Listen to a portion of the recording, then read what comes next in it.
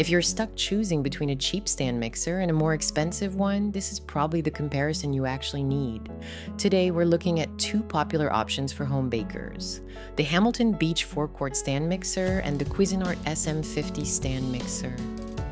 And honestly, they may look similar at first, but they're built for pretty different people. The Hamilton Beach is the budget pick. The Cuisinart is the step-up option. So the real question is not just which one is better, it's which one actually makes sense for how you bake. Let's start with the Hamilton Beach. This mixer is clearly aimed at casual home bakers. If you mainly make cookies, cake batter, brownies, pancake mix, or the occasional whipped cream, it covers the basics pretty well. You get a 4-quart stainless steel bowl, 7-speed settings, and the standard attachments you'd expect: a dough hook, flat beater, and whisk. And that's really the appeal here. It's simple, it's affordable, and for occasional baking, it does enough without making you spend a lot. It's also lighter and more compact, which is great if you have a smaller kitchen or you don't want a heavy mixer living on your counter all the time. But here's the catch. The Hamilton Beach starts to show its limits when the mixing gets heavier. Thick cookie dough, it can handle that to a point.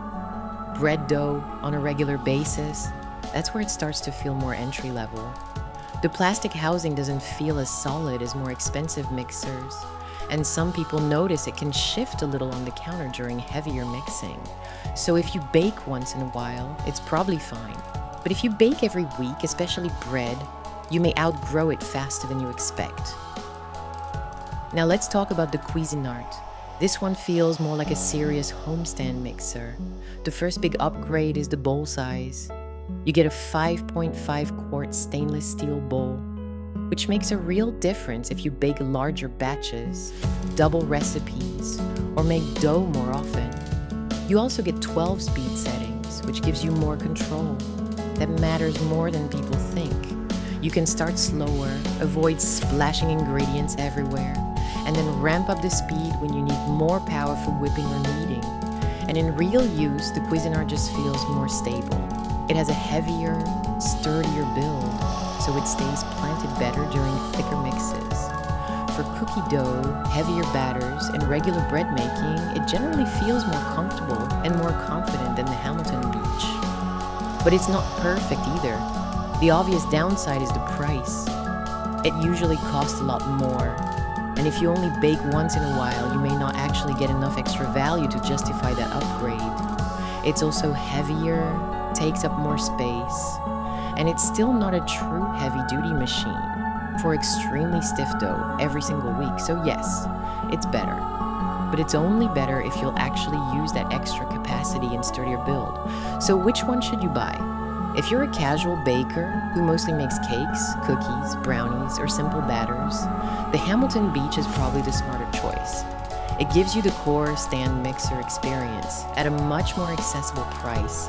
And for lighter everyday baking, that may be all you need. But if baking is a real hobby for you, or you regularly make bigger batches and thicker dough, the Cuisinart makes more sense. The bigger bowl, better stability, and stronger overall feel make it the more comfortable long-term option. So here's the simplest way to think about it. The Hamilton Beach is better for occasional baking and tighter budgets. The Cuisinart is better for frequent baking and bigger recipes. Neither one is perfect. The Hamilton Beach trades durability and capacity for a lower price. The Cuisinart gives you more mixer, but asks you to pay more for it. And that's really what this decision comes down to. Not which mixer looks better on paper, but which set of compromises actually fits your kitchen. If you want the full breakdown, including the key differences, weaknesses, and which one gives better value for your baking style, check out the full review now at kitchendick.com. That's where you'll see the deeper comparison before you buy.